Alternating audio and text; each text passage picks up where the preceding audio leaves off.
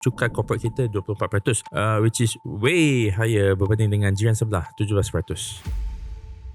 Macam mana nak encouragekan companies to stay in this country ataupun even SMEs, sebab there are SMEs yang boleh bergerak jauh. I bagi contoh software ke, media ke, yang tak apalah, aku buat media aku dekat Dubai lah contohnya. Adakah kita perlu menyamakan kita punya cukai ni dengan jiran kita yang paling dekat, macam Singapore?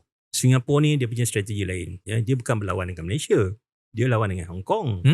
Dia nak jadi financial center in Asia. Okay. So dia punya strategi tertentu. Dia memang susah lah kalau kita nak follow 78% dan sebagainya. Tapi bagaimanapun isu corporate tax ni sebanyak 20% ni, memang setiap tahun, setiap kali bajet, sekali belanjawan, maka banyaklah pihak-pihak korporat demand turun. Demand 1% ke. Pernah turun ke? Lama dah tak turun, masih kekal 24%. Itu kalau ingat tahun 2022, ura-ura pula kata pendapatan kita kat luar negara masuk kat Malaysia kena cukai kan. Betul. Sebelum tu Malaysia kita panggil territorial basis. Territorial ni maknanya kita hanya dicuraikan pendapatan dalam Malaysia sahaja. Tahun 2022 mungkin tekanan daripada EU, tak silap saya masa tu, Tengku Zafrul masa tu Menteri Keuangan. Jadi dia nak kita implement pendapatan kita kat luar negara pun kena cukaikan juga, sebab tak fair dia kata antara EU dengan Malaysia. Tapi tak berlaku kepada Singapura. Dan Singapura juga macam kita, masih lagi territorial basis. Banyak negara-negara barat dia cukai ni dipanggil worldwide basis.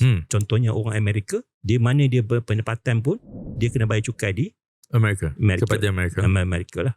Itulah antara sebabnya kalau kita cuba, walaupun dalam pelbagai insentif, contohnya kerajaan cuba menarik banyak MNC, HQ untuk berhijrah ke Malaysia dengan pelbagai insentif, sebanyak cukai pendapatan pun kurang, cukai korporat pun kurang kan. Tapi mereka lebih bijak, mereka menilai, kata kalau cukai pendapatan dan personal atau individual tax tu, dia ada had dia 10 tahun ke 15 tahun, kami nak lama. Tapi kalau di Singapura, itulah dia punya bisnes dia.